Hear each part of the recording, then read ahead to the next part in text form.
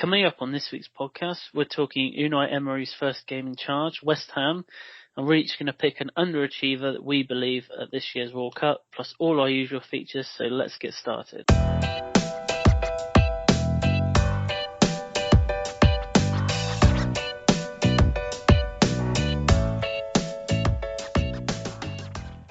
Hello and welcome to a new episode of View from the Sideline podcast. It's Chris here, and Liam is here as well. Hello, Liam.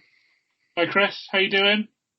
Bad weekend. For both of us, wasn't it? Yeah, I didn't see it coming, but I'm pretty sure it's because I said to someone at work on Friday that I was confident that they were going to win, and I don't think I should have said that. No. Because by saying that, I think that's the reason they've lost. Someone heard me say it, and I mean, there's no hiding from the fact of the score, to be fair. So, but at least we scored. Yeah, we didn't. Unfortunately, we never looked like scoring either. Really, to be perfectly honest, it was awful. So we'll get right into that then. And Unai Emery's first game in charge, obviously not had a huge amount of time with the team, but one to forget, I would say, as things go, as your first game in charge. The scoreline of 4-0 is the one that you hope to win by, not lose by. But saying that, you were probably playing the most informed team in the league at the moment. But it's, I've seen bits of the game. The defending, I know you conceded 4 goals, but I don't know what was actually worse, you're defending or you're actually build up to try and attack. Yeah. And I think he's lucky in the fact that we've only got 2 games before we break up for the World Cup. Yeah. Then he's probably got 2 more games in December, and then he's got a transfer window. So he's really only got 4 games, which is obviously a strange situation to have in, say, the start of November. Only 4 Premier League games until the transfer window. And I am 100% confident the first thing he's going to do is overhaul that defence.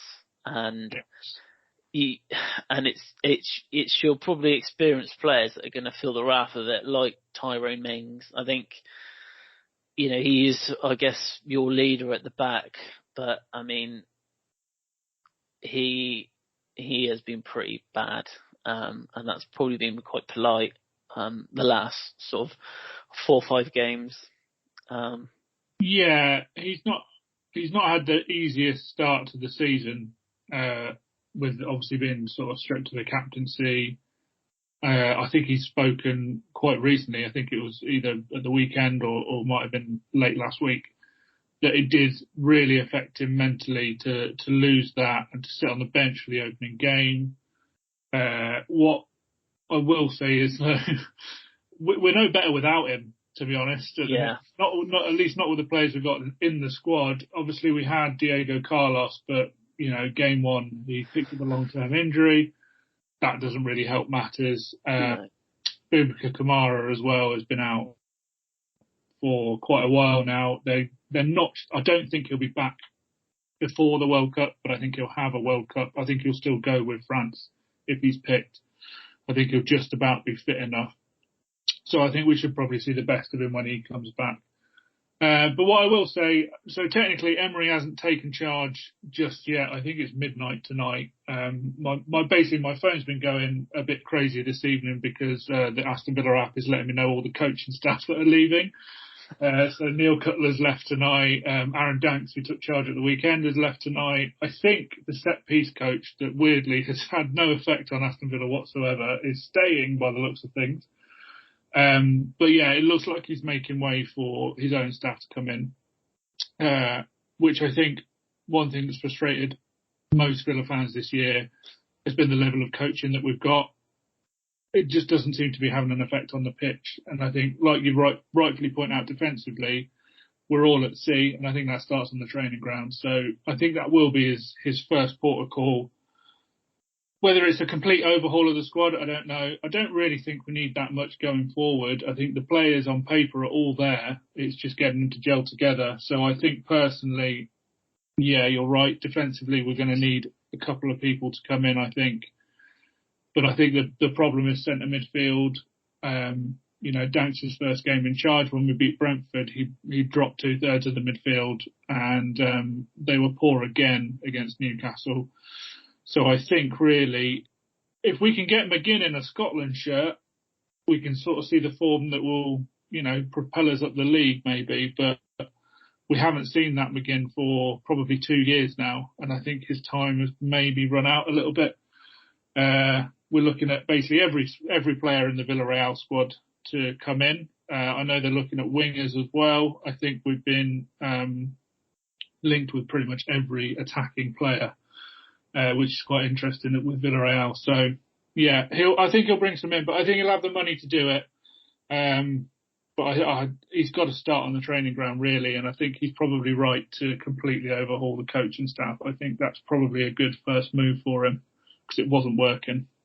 Yeah, I mean, I assume that when he signed to become manager, he already had sort of in the back of his mind the people that he wanted to bring in, because I guess over time in football, I suppose you get to trust people, don't you, that you work with day in, day out. So it was probably always going to happen. But sort of, with going forward, like you said, I don't think there is much work that needs to be done. I mean, I think that you've got some trustworthy players there. I know Leon Bailey probably hasn't, excited the Premier League as much as what, I would have first thought when he signed him. But, I mean, players like Ollie Watkins, who was probably in with a shout 6 months ago of going to the World Cup, mm-hmm. I would assume now that that's probably gone. I don't know if you agree with that. I mean, yeah, he probably makes the 55-man list, but I think that's as far as that will go. I think when you look at, the thing is, you're not going to get rid of Harry Kane, so you're already up against it there, but you can be the best of the rest, and I think the best of the rest at the moment is more than likely Tammy Abraham and Callum Wilson. But Tony as well. I think he's kind of fallen short in the pecking order, and that he's a very good player. I mean, but obviously the one thing you need to do is score goals, and it's just whether he's not getting the service that he needs or it's just a confidence issue. But I think, come sort of January, you're going to need him to be,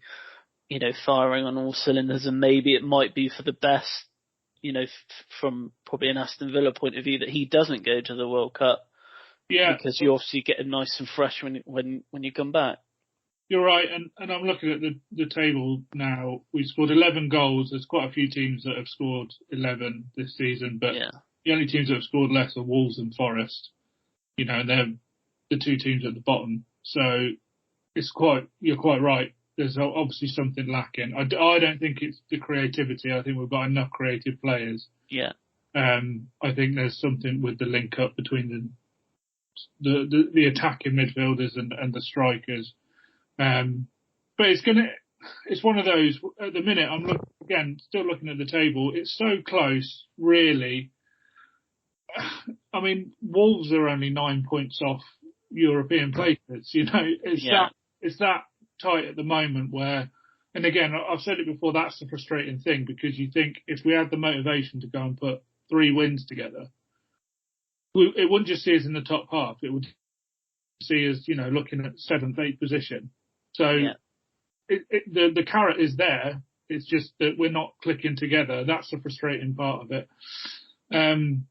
When it comes defensively, obviously, I know Bournemouth have obviously conceded a lot because of the 9-0, but we're not actually horrendous. I mean, Leicester have conceded more. Forest have obviously conceded more. Fulham have even conceded more goals than we have, and they're currently in 7th. So defensively, you could argue that actually it's not as bad as all that. But I mean, to concede 4 against Newcastle at the weekend, and I watched the entire game as well, and the second half we firmly deserved to be beaten. But it was not even a competition. They were just attacking it whenever they wanted, and they looked like scoring every time they got anywhere near our penalty area, to be honest. But the first half was pretty even. We didn't create much, but we didn't really concede any big chances either. It was quite a boring game, really. And then the penalty at the end of the first half in added time, obviously, is a big difference going in at 0-0 and going in at 1-0 down, and the heads just dropped. So I think that's another area he's going to have to look to address, because confidence, I think, is still quite low. We obviously saw quite a passionate Villa crowd against Brentford the other week, which saw us through. But yeah, it's going to be quite difficult to pick us up after this. So another team, I guess, struggling a little bit this season, West Ham. Obviously they lost at the weekend again, but I think that they have done some good performances this season. But I think we've been so used to them sort of, almost pushing sort of for, a 1-point Champions League spot, which is crazy to think. And they are underachieving a little bit, but I think the main point here is that obviously with David Moyes, he has probably earned himself a bit of grace with regards to bad results and anyone even think about getting rid of him. And to be fair, against Man United, they weren't awful, but again, they didn't really create a huge amount. They actually had more shots on target than Man United, but they just couldn't find the back of the net, and that seems to be an issue throughout their season. I mean, they brought in the Italian striker Scamacca. Yeah. I just don't think it's clicked with him. A bit like Nunes at Liverpool. It's either taking time to get hold of it, or it's just not getting a consistent run of games. It seems to be him and Antonio that's switching all the time. But I don't think they're in any sort of danger this season. But to me, defensively, they haven't been too bad. I mean, looking earlier through some of their results, they haven't really lost anything more than by 2 goals this season. No. And they have beaten teams in and around them, like Bournemouth and Fulham and Wolves as well. So they've still got a little bit there in the tank. But it just seems a bit odd how from one season they look pretty good to all of a sudden things just aren't seem to be going their way. And I don't know whether that's to do with Europe, or obviously they're in the Conference League, aren't they? Yeah. So it could be that. Doing well in the Conference League as well, aren't they? They have qualified, I think. Have they won every game? Yeah. You think? So they are obviously doing, like, it is there, but like you say, defensively they've been quite solid. They don't lose by much, but 11 goals is the same as Villa. They're having the same problems as I think at the moment. I don't think Moyes is going to be under threat for quite a while. Obviously, what he's done has been quite impressive to get them to be, the best team outside of probably the big six. So it's hard to put where it's going exactly wrong. They do seem to have been a bit unlucky, I think, in a few games this season. Like you said, that it was a close game against United. It could have gone either way, I think. It was one of those games that if they'd come away and won, would have all been applauding them, saying how well they played. But just because they lost, it looks bad on paper. I still expect them to sort of go on a little bit of a run maybe later in the season. But what I was quite surprised really was, I know they bought in Scamacca. I think they did pay quite a lot of money for him, didn't they? I can't remember exactly what it was in summer. Other than that, there wasn't much in the transfer window. And for a team that's got into Europe, I just sort of expected a little bit more in terms of reinforcements. You need a bigger squad in order to do it, and they have they've got experience of European football. Like they're not new to it completely. So I expected a few like bodies to come in just for squad players, to play on those European nights, and they did get a few people in, but I don't think it's enough. I think it does show how much you need in depth to be able to play well in the league and the cup competitions, because they're not a small squad, West Ham. They're not like a Bournemouth or a Brentford and like that. And they've got youth players coming through that are being given quite good game time. But it just goes to show like the level of investment that you have to have. Because I think even now we look at Spurs are having a decent season, but they're losing a few like funny games here and there. This is a team that's been in Europe quite a lot over, say, the last sort of like 5 to 10 years. They know exactly what they're doing. But when a team that size, with that investment going in, that amount of money that they can spend on players, when they're not able to compete at that very top level every week, it just goes to show you how difficult it is. I mean, really, we're looking at Man City. We've been saying for a long time this season how great they've been playing, but they're not top. Like Arsenal are the team. No. And, conveniently, Arsenal were the team that weren't playing in European competition last year. So, yeah, it must have something to do with it. Yeah, and I think with West Ham as well, it's almost a bit of a ticking clock on Declan Rice. Because I think the more and more they put it off, the less and less they're going to get for him, money-wise. And I think you've probably got to look at probably next summer as they either sell him there and then, or they might as well just keep him until his contract runs out.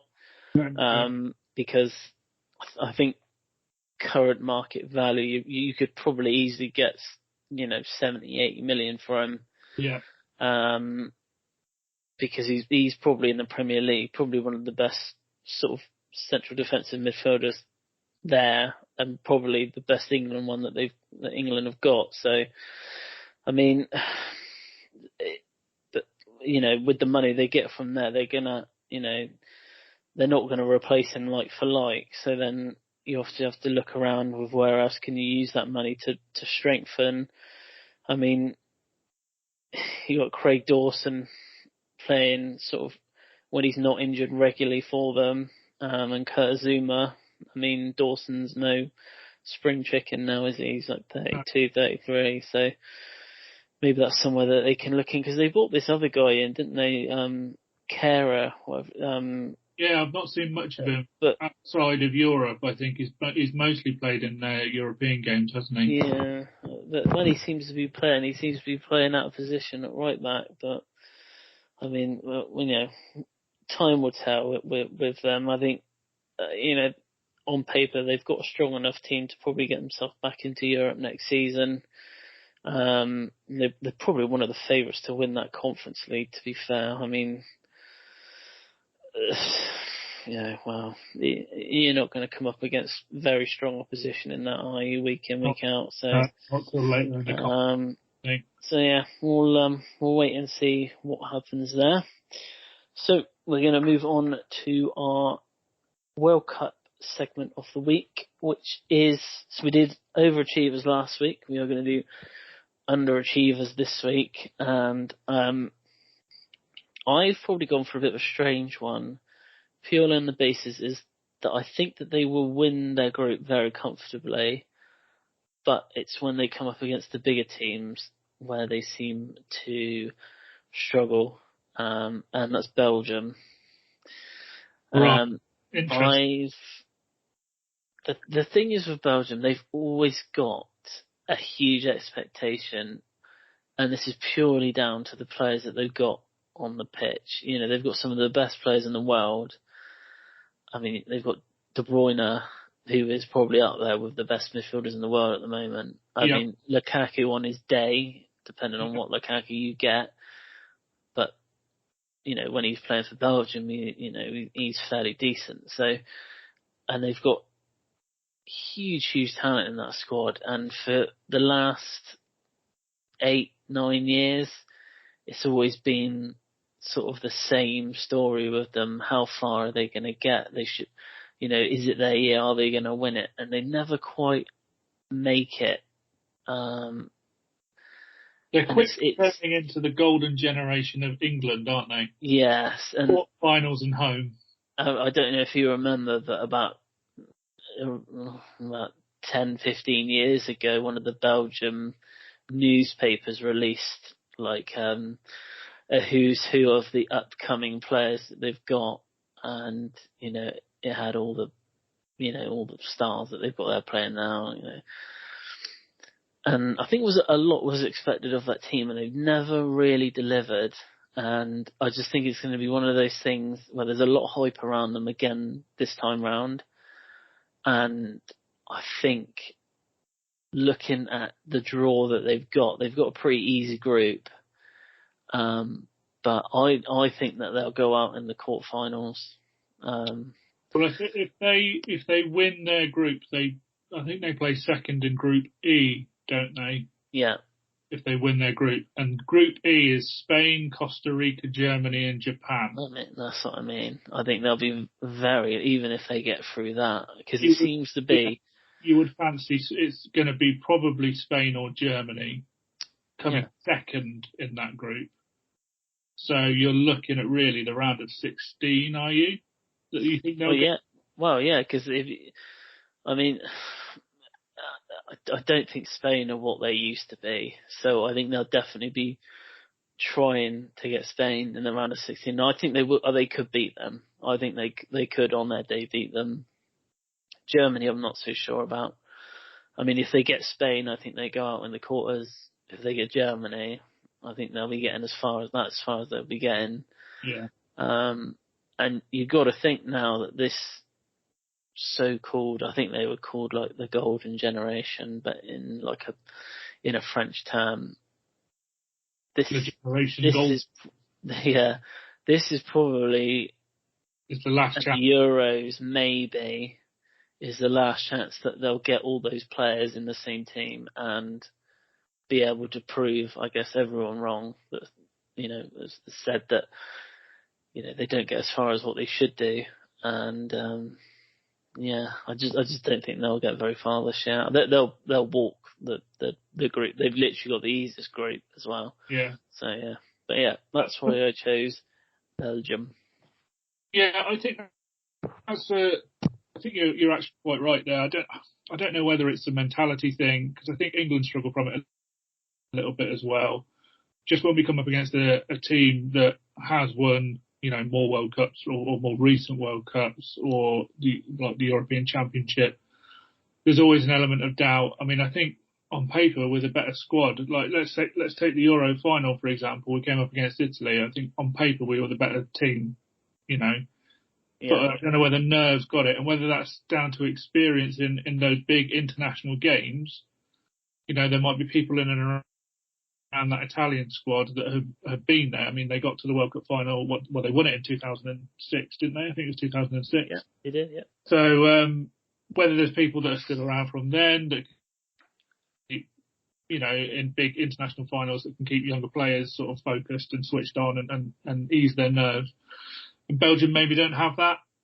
Looking at their team, like you say, I think you're right. I think it's either going to be now or the Euros is going to be their last chance, because I'm looking at the team. Okay, Courtois is a goalkeeper. They can go on a little bit longer, but he's 30, so you'll be looking at him being 34 when the next World Cup comes around. Alderweireld's 33, so this is it for him, really. Vertonghen's 35 again, so that's going to be it. Meunier's 31.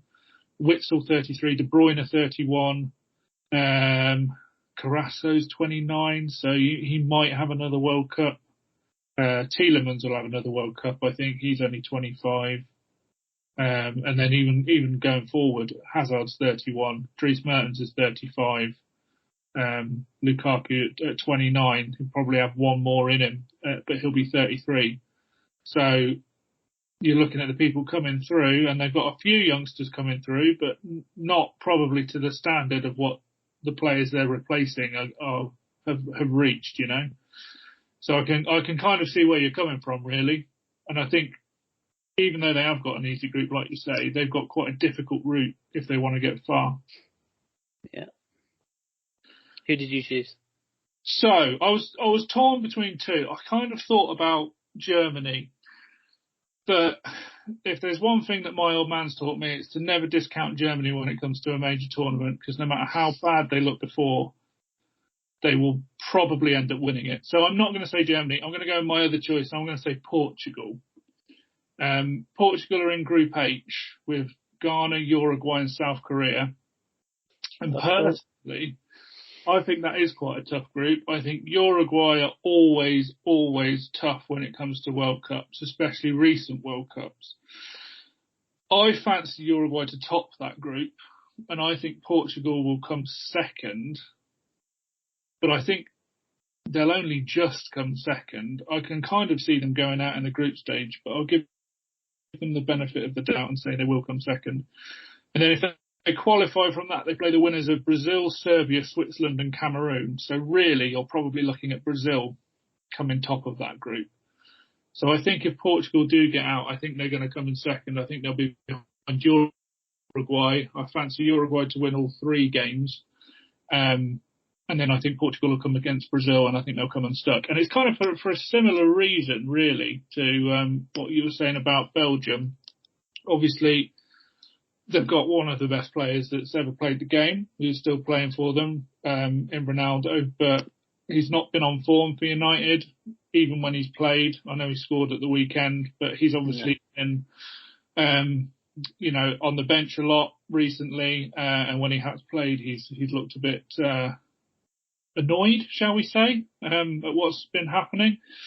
And other than that, I think they're lacking a little bit of depth now. On midfield, they're okay. Bernardo Silva, Bruno Fernandes, but again, Bruno Fernandes' form's dropped a little bit recently. I don't know whether he'll pick it up in a Portuguese shirt. Ruben Neves as well hasn't looked the player that he's looked since joining the Premier League, really. And then in defence, other than Ruben Dias, I'm kind of looking at, João Cancelo as well, I suppose. Yeah.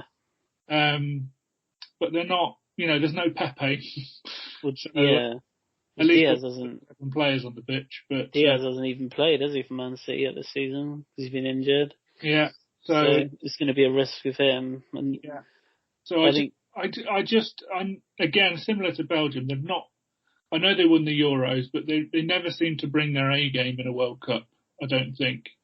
And I can just sort of see them struggling, because I think you take Ronaldo out of that team, I'm kind of wondering where the goals are going to come from. I mean, looking at the stats at the minute, I've got them in front of me. Diogo Jota's got 10 goals, and he's their next highest top scorer that was picked in their last round of internationals.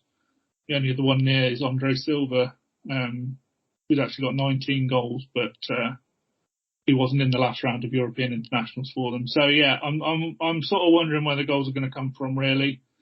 And there's a 39-year-old Pepe waiting to come back. He hasn't come back to get sent off for a little while, but yeah. I think you make a valid point with Portugal. I think it's always difficult with Portugal, because no matter how hard you think that they probably won't progress through, they actually end up getting quite far. I remember when they won the Euros, I don't think many at the start of the tournament would have thought that they were going to go on and win it. I mean, even in the final, Ronaldo came off in that final, didn't he? He did, yeah. They didn't really play at all, did they, in the tournament, I don't think. No, and then they got the goal, obviously, eventually. But, I mean, I agree with you. Like, you take Ronaldo out of that team, and it's almost like you take the spark from the team out, even though he's like 38 now. This is going to be for him the last chance. Well, you say that, I don't know. Could he go on for another World Cup? No, I don't think it will happen. This will be the last time that you see Messi and Ronaldo at a World Cup together. I don't think they go past this one. So I think they'll both be rooting for it to try and get. The thing is with Ronaldo, I think he's not stupid. He knows the team that he's got behind him, and he probably has to work extra hard when he's playing that Portugal team because, he's probably got a good link up with Fernandes now. Obviously playing with him so long, but that you look on paper, they haven't really got that spark. Bernardo Silva, brilliant player, but again, he's not a consistent starter for Man City, is he? So right. It's a good one. It's a good choice. I mean, are we going for a Belgium-Portugal final now? Or I think so, yeah. I think you watch them both now absolutely tear the World Cup apart and the best things that there's ever been. But, yeah, I don't know. There's just something I don't fancy about that Portuguese side. And I think, I've said on this podcast quite a lot this season, I think Ronaldo creates more problems than he solves sometimes. Yeah. As he is to watch. I think he can have just as detrimental an effect on a team as a positive one. So we'll have to wait and see what that turns up. The group is difficult. When you think Ghana, Uruguay, Ghana, is South Korea as well. Yes, Uruguay, Ghana. They're all sort of, middle in terms of sort of stature. They're all sort of mid-card teams, aren't they? So it's not like, Uruguay are probably up there with the South American teams. I mean, South Korea are probably up there in terms of Asian teams. Yeah. And Ghana, one of the best sort of African teams around. So they might not even get out of that group. I mean, if you didn't know any of the results from the World Cup and someone said to you, Ghana beat Portugal, Uruguay beat Portugal, and South Korea beat Portugal, you wouldn't be too surprised, I don't think. I mean, South Korea, they're not, they don't have a huge amount of quality in that team, but they have. Whenever they play at the World Cup, they always seem to give it a fair old shot. Remember when they beat Germany not too long ago? Yeah. I mean, and even, didn't they finish when the World Cup was in Japan, South Korea, did they finish third or fourth that season? Did, yeah. Yeah, I think they finished third. I think they played Turkey that's mad. Turkey, Korea for the third place. But we will, I think that's two good choices actually that we've made. I think we'll have to wait and see. Now I've thought about it a lot more. I actually don't think Portugal will get through that group. I think I've convinced myself now that they're not going to do it. They're going out straight away. I think that I think when I think for them, like with every team in the world, it's so important that you win your first game.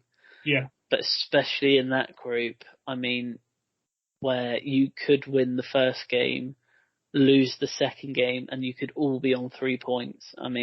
Yeah. And you really don't want to be in that situation when it comes down to, I assume it comes down to goal difference in the World Cup, but we'll have to wait and see. So, that's it for talking points this week. We'll be back in part 2 with all of our usual features.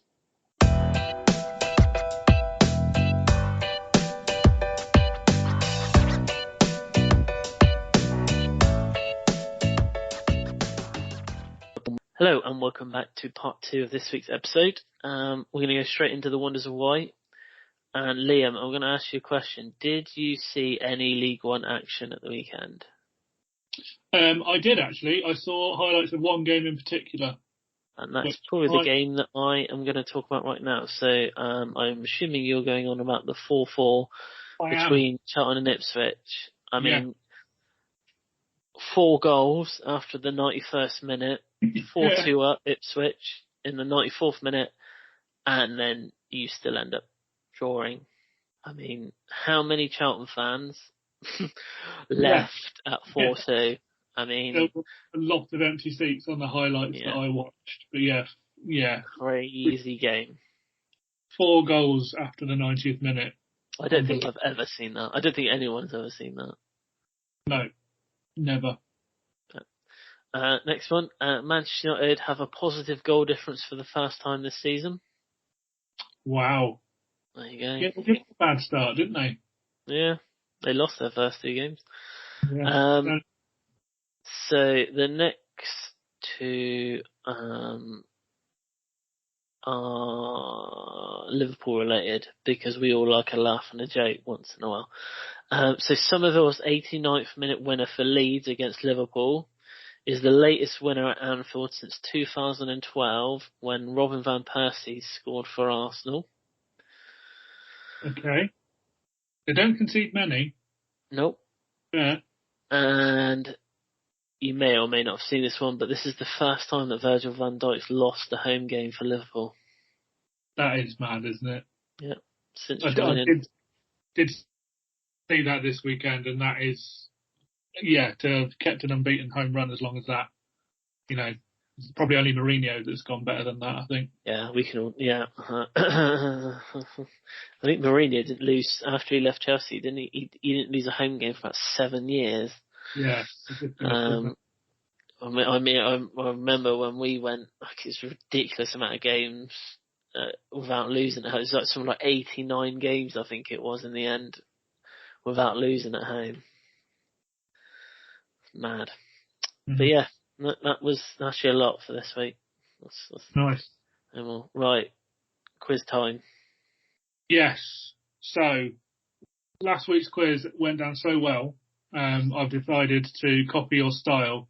That's fine. So we're going to have another quiz, but it's going to be maths related. So you might need a pen and paper or a calculator. I've called it Mathletico just because I love a pun. So I'm going to give you 5 because you gave me 5, but I've got some more in reserve if you enjoy it that much. I've got another 3 questions you can have bonus points on. But if we just do the first 5, so this week I'm going to give you 20 points either way, like you gave me. But rather than being on FIFA World Rankings, this is going to be based on the UEFA European coefficient, Chris. Oh, lovely, yeah. I've got technical. So 423 teams have a coefficient, but luckily for you, I've just narrowed it down to the top 200. So there's no teams outside the top 200 that I mentioned.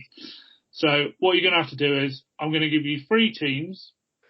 You can ask me the European coefficient of any one of them, and then you have to add up where they come in that coefficient to reveal an answer, and I'll let you have 20 points either way. Right. Okay. So, ready? Yep. You got a pen and paper or a calculator ready? I have a calculator. Okay. So, question number 1. Barcelona, Trabzonspor, and Arsenal. I'll go for the Turkish one. Trabzonspor, their ranking is 143. Okay.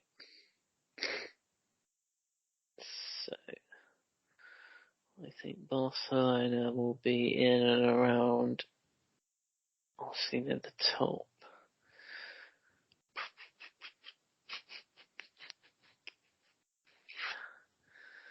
Because this is made out of, like, it's not just how many times you win it either, is it? It's like just participating in it.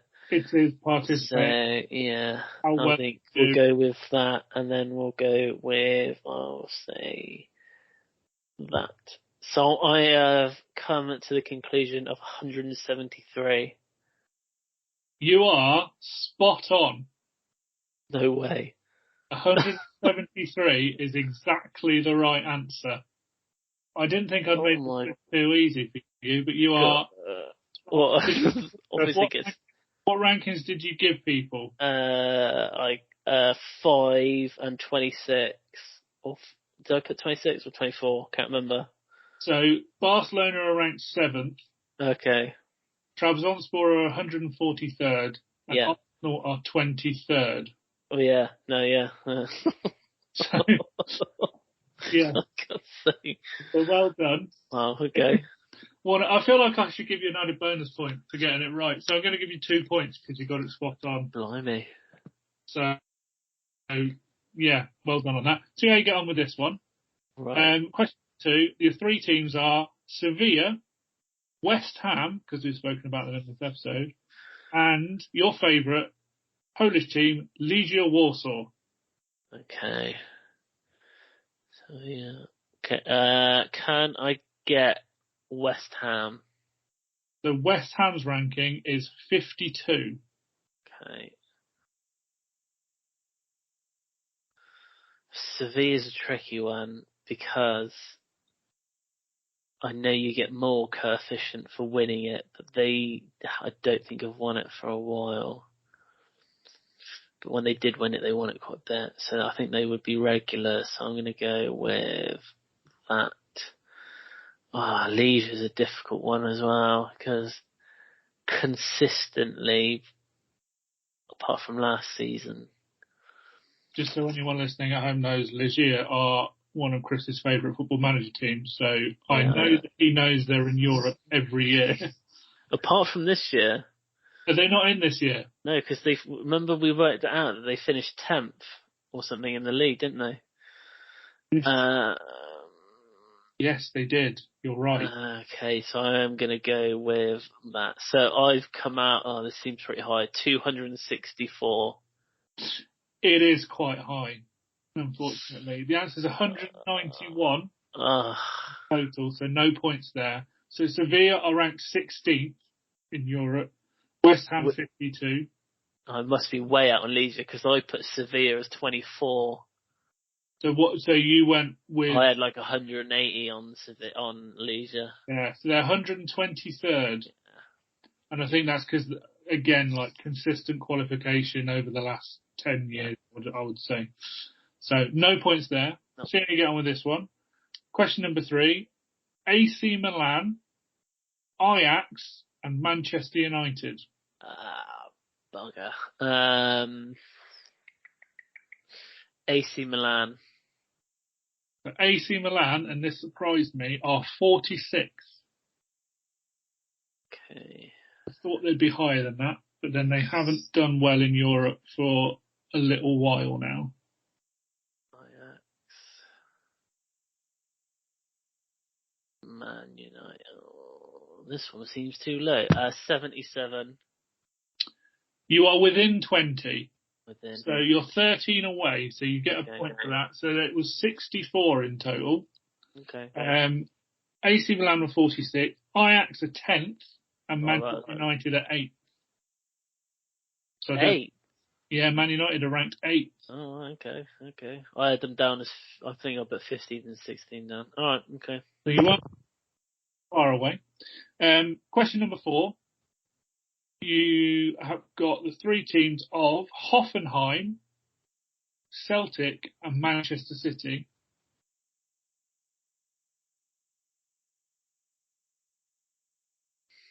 Who do you want to score? I will go with Hoffenheim. Hoffenheim are ranked 80th in Europe.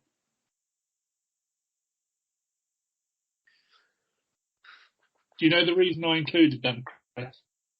You don't get a point for getting it right. Why are you including Hoffenheim? Yeah. I can tell you. Yeah. Their owner is the creator of SAP, and I know that that is something that's very close to your heart, Chris, as that is your job is based around. Thanks. Data. The owner of Hoffenheim invented this management is system. A difficult one because Man City, because you've thrown me with the Man United one now. I'll still go with that, I think. 112. 112. You are just outside, literally just outside. You're 22 points away. 134 is the correct answer on that one. So Hoffenheim ranked 80th. So it must be higher than 25 then. Celtic are ranked 53rd. Oh, that's why I went wrong. And Man City are ranked 1st. So sorry about that. You're just away, not by much. Just by much.